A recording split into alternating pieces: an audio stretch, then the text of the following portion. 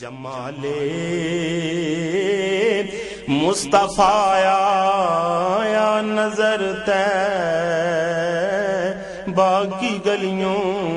بسم اللہ الرحمن الرحیم. الحمد للہ رب العالمین والعاقبۃ للمتقین والصلاة والسلام علی سید الانبیاء والمرسلین وعلی آلہ واصحابہ وازواجہ واہل بیتہ وذریاتہ اجمعین. اعوذ باللہ من الشیطان الرجیم. بسم اللہ الرحمن الرحیم. ان اللہ وملائکتہ یصلون علی النبی یا ایہا الذین آمنوا صلوا علیہ وسلموا تسلیما. اللہم صلی علی محمد النبی الامی وعلی آلہ وسلم. بسم اللہ الرحمن الرحیم.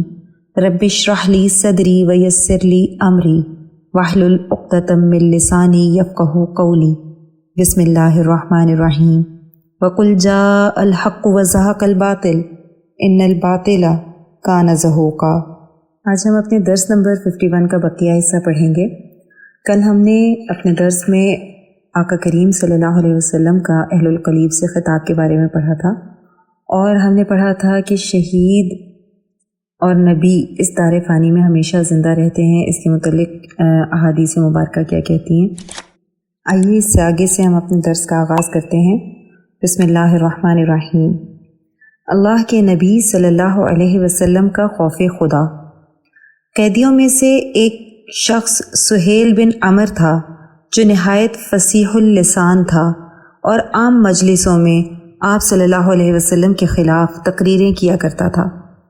حضرت عمر فاروق رضی اللہ تعالی عنہ نے عرض کیا، یا رسول اللہ صلی اللہ علیہ وسلم، اس کے 2 نیچے کے دانت اکھڑوا دیجئے کہ پھر یہ اچھا نہ بول سکے.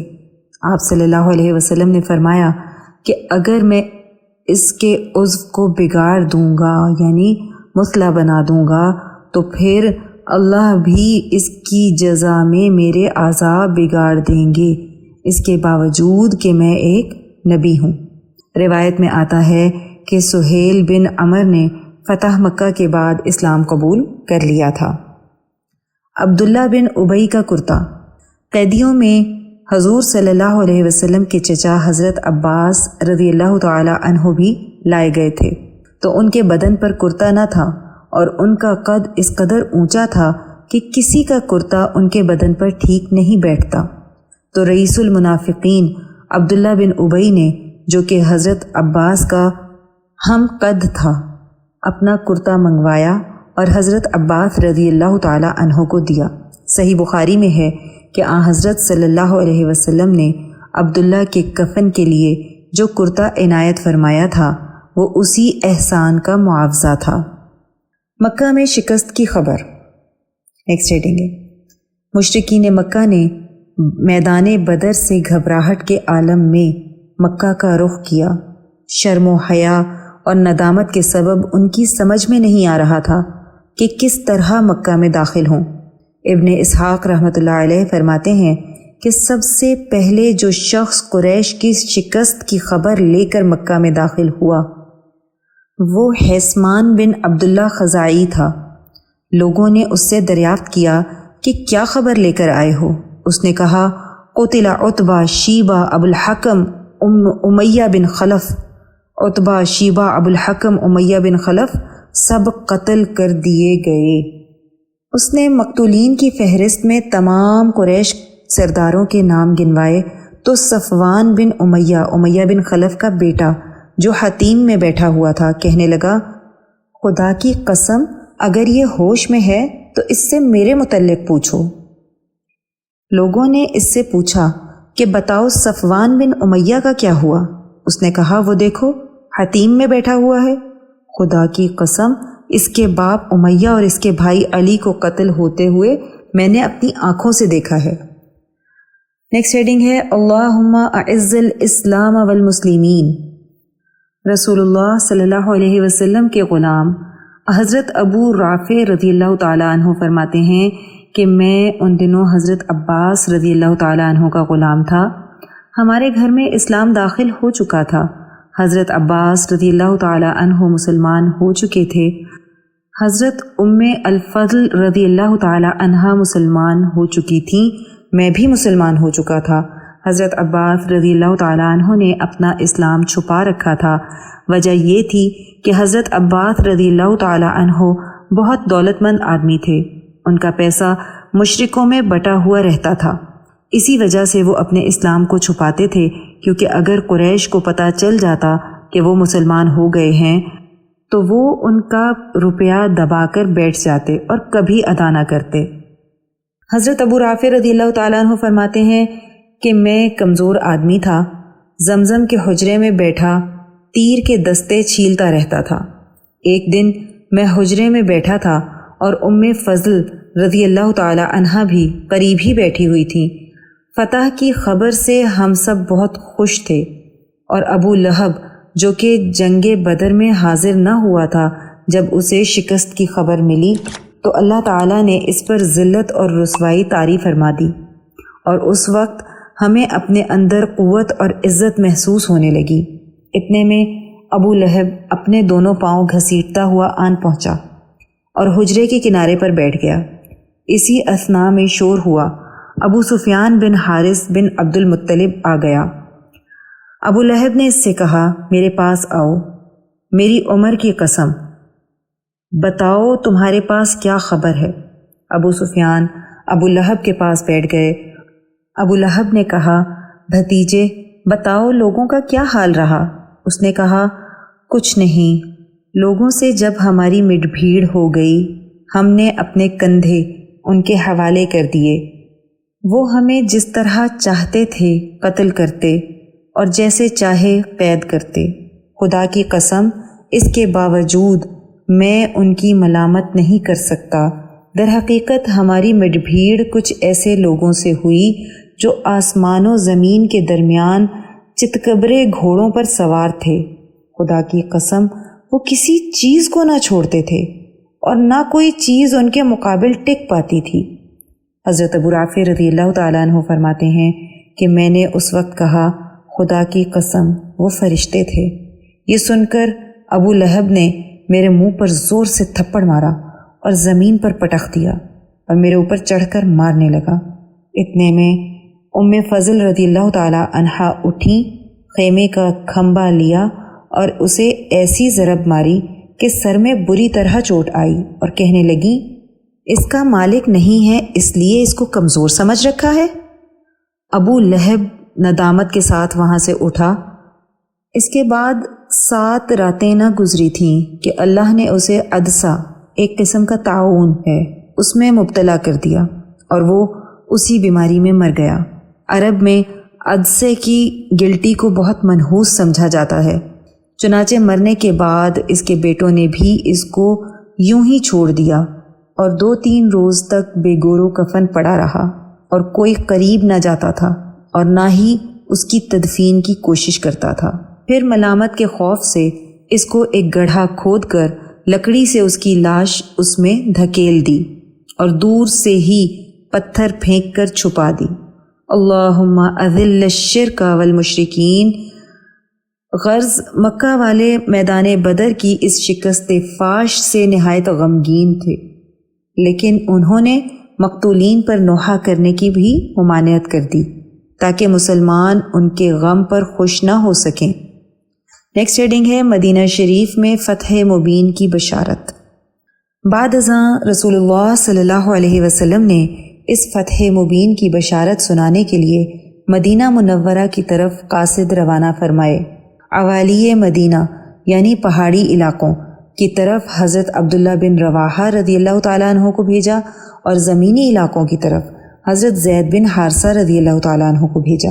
حضرت اسامہ رضی اللہ تعالیٰ عنہ فرماتے ہیں کہ میرے والد حضرت زید رضی اللہ تعالیٰ عنہ کو لوگوں نے گھیر رکھا ہے، اور حضرت زید رضی اللہ تعالیٰ عنہ مصلی پر کھڑے ہو کر یہ فرما رہے ہیں، مارا گیا عتبہ، مارا گیا شیبہ، مارا گیا ابو الحکم، مارا گیا ولید، مارا گیا ابو البختری، مارا گیا زمعہ بن الاسود۔ میں نے کہا، اے والد کیا یہ بات سچ ہے؟ حضرت زید رضی اللہ تعالیٰ عنہ نے فرمایا، خدا کی قسم بالکل حق ہے۔ نیکسٹ ہیڈنگ ہے بنت رسول اللہ صلی اللہ علیہ وسلم حضرت رقیہ رضی اللہ تعالی عنہا کی وفات۔ حضرت اسامہ بن زید رضی اللہ تعالی عنہ فرماتے ہیں کہ یہ بشارت ہم نے اس وقت سنی جس وقت کہ ہم رسول اللہ صلی اللہ علیہ وسلم کی صاحبزادی اور حضرت سیدنا عثمان بن عفان رضی اللہ تعالی عنہ کی زوجہ محترمہ سیدہ رقیہ رضی اللہ تعالی عنہ کی قبر شریف پر مٹی ڈال رہے تھے۔ ان کی تیمارداری کے لیے رسول اللہ صلی اللہ علیہ وسلم حضرت سیدنا عثمان رضی اللہ تعالی عنہ کو مدینہ چھوڑ آئے تھے۔ حضرت عثمان رضی اللہ تعالی عنہ اسی وجہ سے بدر میں شریک نہ ہو سکے، مگر یہ پیچھے رہ جانا چونکہ حضور پرنور صلی اللہ علیہ وسلم کے حکم سے تھا، اس لیے حضرت عثمان رضی اللہ تعالی عنہ حکماً اہل بدر میں شمار کیے گئے۔ نیکسٹ ہیڈنگ ہے فتح کی مبارکباد۔ مدینہ شریف میں ہر طرف مسرت و شادمانی کی لہر دوڑ گئی اور مدینہ شریف کے در و دیوار تحلیل و تکبیر کے نعروں سے گونج اٹھے، اور جو لوگ مدینہ شریف میں رہ گئے تھے وہ آپ صلی اللہ علیہ وسلم کو اس فتح کی مبارکباد دینے کے لیے بدر کے راستے پر نکل پڑے۔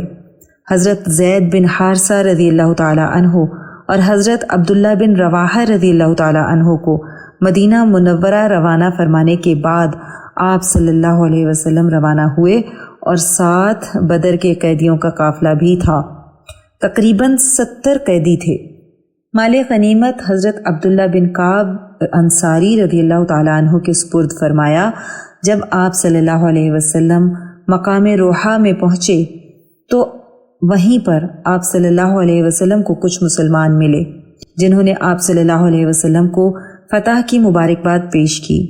فتح کی مبارکباد پر حضرت سلمہ بن سلامہ رضی اللہ تعالیٰ عنہ نے ان سے کہا کہ تم ہمیں کس بات کی مبارکباد پیش کرتے ہو؟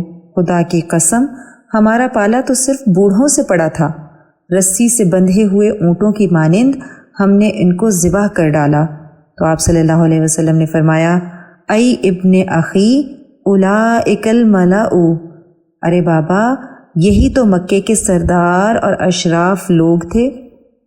نیکسٹ ہیڈنگ ہے نضر بن حارث اور عقبہ بن ابی معیط کا قتل۔ وادی صفرا میں پہنچ کر آپ صلی اللہ علیہ وسلم نے نضر بن حارث کے قتل کا حکم دیا۔ اس نے جنگ بدر میں مشرکین کا پرچم اٹھا رکھا تھا۔ یہ شخص اسلام دشمنی اور نبی صلی اللہ علیہ وسلم کو ایذا دینے میں حد درجے بڑھا ہوا تھا۔ آپ صلی اللہ علیہ وسلم کے حکم سے حضرت علی رضی اللہ تعالی عنہ نے اس کی گردن مار دی۔ اس کے بعد آپ صلی اللہ علیہ وسلم نے عرق الذبیہ کے مقام پر پہنچ کر عقبہ بن ابی معیط کے قتل کا حکم صادر فرمایا۔ یہی وہ شخص ہے جس نے نماز کی حالت میں رسول اللہ صلی اللہ علیہ وسلم کی پیٹھ مبارک پر اونٹ کی اوجڑی ڈالی تھی۔ اس نے نبی کریم صلی اللہ علیہ وسلم کی گردن مبارک پر چادر لپیٹ کر قتل کرنے کی کوشش کی تھی۔ اگر حضرت ابوبکر صدیق رضی اللہ تعالی عنہ بروقت نہ پہنچتے تو اپنی دانست میں تو وہ اپنا کام کر ہی چکا ہوتا۔ پھر آپ صلی اللہ علیہ وسلم کے حکم کے مطابق حضرت عاصم بن ثابت انصاری رضی اللہ تعالی عنہ نے ان کی گردن مار دی۔ جنگی نقطہ نظر سے ان دونوں طاغوتوں کا قتل کیا جانا ضروری تھا، کیونکہ یہ صرف جنگی قیدی نہ تھے بلکہ یہ جدید اصلاح کی روح سے جنگی مجرم بھی تھے۔ اس کے بعد ہمارے پاس ہے سلسلہ ترغیب و ترہیب، اور اس کا عنوان ہے عاشق صادق صدیق اکبر رضی اللہ تعالی عنہ۔ حضرت نظام الدین اولیاء رحمۃ اللہ علیہ فرماتے ہیں کہ سیدنا صدیق اکبر رضی اللہ تعالی عنہ نماز فجر سے بہت قبل تشریف لے جاتے اور اپنے آقا و مولا صلی اللہ علیہ وسلم کے آستانہ مبارک پر سر رکھ دیتے۔ جب حضور صلی اللہ علیہ وسلم دیکھتے تو بغل گیر ہو کر ارشاد فرماتے، اتنے سویرے کیوں آتے ہیں؟ سیدنا صدیق اکبر رضی اللہ تعالی عنہ عرض کرتے، اس واسطے کہ سب سے پہلے میں آپ صلی اللہ علیہ وسلم کا دیدار کروں۔ سیدنا صدیق اکبر رضی اللہ تعالی عنہ سے کسی نے دریافت کیا کہ آپ کو اللہ تعالیٰ زیادہ پیارے ہیں یا محبوب صلی اللہ علیہ وسلم؟ فرمایا محبوب صلی اللہ علیہ وسلم، کیونکہ ہم نے اللہ تعالیٰ کو انہی کے ذریعے پایا ہے، وہ تشریف لائے تو ہمیں اللہ تعالیٰ ملے، ورنہ اللہ تو ازل سے موجود ہے۔ سیدہ عائشہ صدیقہ رضی اللہ تعالیٰ عنہا فرماتی ہیں کہ جب سیدنا صدیق اکبر رضی اللہ تعالیٰ عنہ عشاء کی نماز سے فارغ ہو کر گھر تشریف لاتے تو ان کے لیے حضور صلی اللہ علیہ وسلم سے جدائی کے یہ لمحات کاٹنا دشوار ہو جاتے تھے۔ رات بھر ماہیے بے آب کی طرح جگر سوختہ سے اس طرح آہ اٹھتی جس طرح کوئی چیز جل رہی ہو۔ سیدنا صدیق اکبر رضی اللہ تعالی عنہ کی دل سوز وصیت۔ Next reading. آپ صلی اللہ علیہ وسلم کے وصال کے بعد جدائی کے لمحات گزارنا مشکل ہو گیا تھا۔ سیدنا صدیق اکبر رضی اللہ تعالی عنہ کی وفات کے اسباب میں سے ایک سبب محبوب صلی اللہ علیہ وسلم کی جدائی تھی۔ آپ صلی اللہ علیہ وسلم کی وفات دوشنبہ یعنی پیر کے دن ہوئی اور عاشق صادق صدیق اکبر رضی اللہ تعالی عنہ کی وفات بھی دوشنبہ کو ہوئی۔ سیدنا صدیق اکبر رضی اللہ تعالی عنہ نے وصیت فرمائی تھی کہ جب میرا وصال ہو تو نبی صلی اللہ علیہ وسلم کے حجر مبارک کے سامنے لے جانا اور عرض کرنا، یا رسول اللہ صلی اللہ علیہ وسلم، یار غار حاضر ہے، اس کے لیے کیا ارشاد ہے؟ اگر دروازہ کھل جائے تو مجھے حجرے کے اندر دفن کر دینا۔ سیدنا جابر رضی اللہ تعالی عنہ فرماتے ہیں کہ جب سیدنا صدیق اکبر رضی اللہ تعالی عنہ کی وصیت کے مطابق کیا گیا، حجرہ اقدس سے دروازہ خود بخود کھلا اور اندر سے آواز آئی، دخل الحبیب الی الحبیب، یعنی دوست کو دوست کے پاس داخل کر دیں۔ چنانچہ قبر کھودی گئی، سر مبارک محبوب صلی اللہ علیہ وسلم کے شانوں کے پاس کیا گیا اور لحد رسول اللہ صلی اللہ علیہ وسلم سے ملا دی گئی اور عشق کو قرار آ گیا۔ اللہم اجعلنا منہم، آمین۔ یہاں ہمارا درس نمبر 51 مکمل ہو گیا۔ آئیے دعا کر لیتے ہیں۔ اللہم صلی علی محمد النبی الامی وعلی آلہ وسلم۔ اے اللہ، ہماری اس کاوش کو قبول فرمائیں اور اس کو ہماری بخشش کا ذریعہ بنا دیں۔ یا اللہ، اس کو قیامت تک امت کے لیے ہدایت اور عشق نبی صلی اللہ علیہ وسلم کا ذریعہ بنا دیں۔ اے اللہ، جو کچھ پڑھا سنا اس کا ثواب نبی کریم صلی اللہ علیہ وسلم کو تحفتاً، ہدیتاً، نذرانتاً، محبتاً، عقیدتاً پیش کرتے ہیں، قبول و منظور فرما لیں۔ یا اللہ، نبی کریم صلی اللہ علیہ وسلم کی برکت سے اس کا ثواب تمام انبیاء کرام، خلفائے راشدین، امہات المؤمنین، اہل بیت اطہار، صحابہ کرام، صحابیات، بزرگان دین، اولیاء اللہ، شہداء، صدیقین، صالحین، مؤمنین، مؤمنات، مسلمین، مسلمات کو پیش کرتے ہیں، قبول و منظور فرما لیں۔ الہی، اس کا ثواب سلسلہ قاسمیہ، عزیزیہ، نقشبندیہ، مجددیہ کے تمام بزرگان، بالخصوص شیخ الاولیاء حضرت مولانا مہر محمد صاحب رحمۃ اللہ علیہ، شیخ الحدیث حضرت مولانا عبدالحکیم صاحب رحمۃ اللہ علیہ، اور شیخ الاسلام حضرت مولانا محمد عبدالعلیم قاسمی صاحب رحمۃ اللہ علیہ کو پہنچا دیں، اور ہمارے بزرگان کے درجات کو اور بھی زیادہ بلند فرما دیں۔ یا اللہ، ہمارے مرشد گرامی حضرت شیخ عزیز القاسمی حکیمی مہروی نقشبندی مجددی دامت برکاتہم العالیہ پر اپنا خاص فضل اور خانقاہ اور مدرسے پر اپنا خصوصی کرم فرما دیں اور انہیں امت کے لیے ہدایت اور شفا کا ذریعہ بنا دیں۔ آمین بحرمت سید المرسلین صلی اللہ علیہ وسلم۔ سبحان ربک رب العزت عما یصفون وسلام علی المرسلین والحمد للہ رب العالمین۔ جدر دے